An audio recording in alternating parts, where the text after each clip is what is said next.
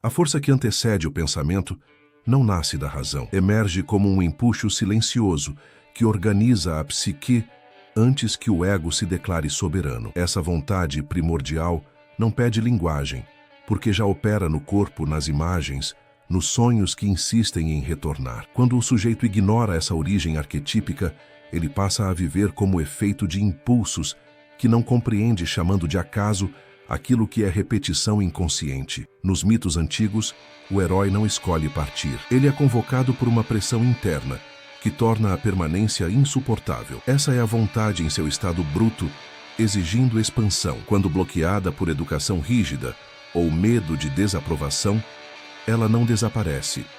Ela se infiltra em comportamentos obsessivos, em relações de poder sutis, em fantasias de superioridade, que mascaram profunda sensação de impotência. O arquétipo não é moral nem imoral. Ele simplesmente quer manifestar-se. O sofrimento psíquico começa quando o ego tenta domesticar essa força, usando ideais que não lhe pertencem.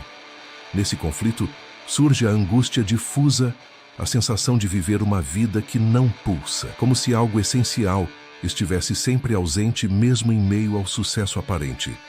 O poder que move o ser não se mede em influência externa. Ele circula como energia psíquica, orientada para um fim. Quando a libido perde direção, o sujeito sente cansaço existencial, apatia e busca estímulos cada vez mais intensos para compensar a perda de vitalidade. O vazio não é falta de sentido, é energia sem caminho.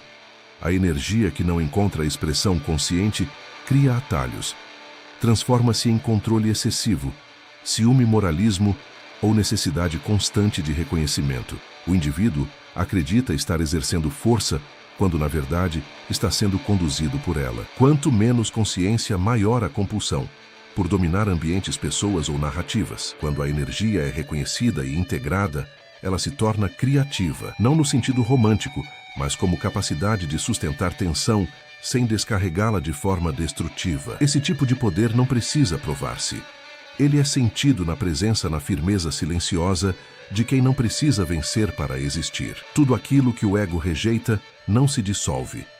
Acumula densidade na sombra. Ali a vontade de poder perde forma, torna-se distorcida e retorna como sintoma. A pessoa que se vê como pacífica demais frequentemente carrega impulsos agressivos não reconhecidos que emergem em explosões inesperadas ou autossabotagem. A sombra não é o mal. É potência sem nome. Quando o sujeito se recusa a olhar para ela, cria inimigos externos para justificar conflitos internos. O outro passa a encarnar aquilo que ele não suporta admitir em si. Nasce então a paranoia moral, a necessidade de destruir aquilo que espelha sua própria negação. Integrar a sombra não é agir impulsivamente.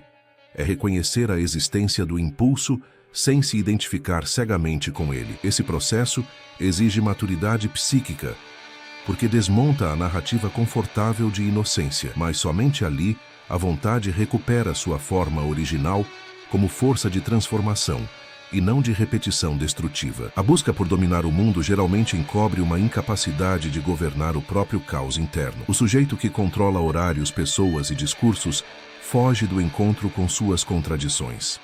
A vontade de poder desloca-se para fora porque o interior parece ameaçador demais para ser habitado.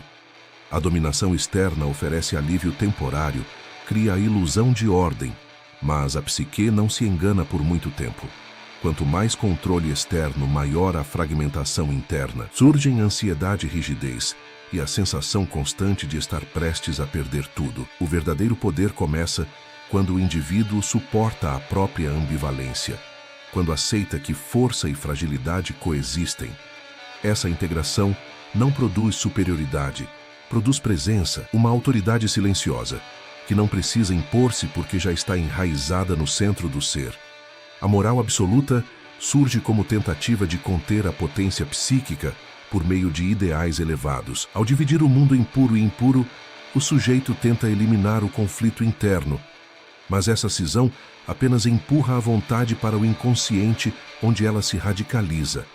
Quanto mais rígido o ideal de bondade, maior a violência do retorno. O indivíduo que se vê como moralmente superior muitas vezes atua de forma cruel sem perceber. convencido de que seus atos são justificados por uma causa maior. A sombra, então, age travestida de virtude. A verdadeira ética não nasce da repressão, nasce da consciência da própria escuridão. Somente quem reconhece sua capacidade de destruir pode escolher não fazê-lo. A vontade de poder integrada não precisa esconder-se atrás de ideais. Ela assume responsabilidade e transforma força em sentido sem negar sua origem sombria.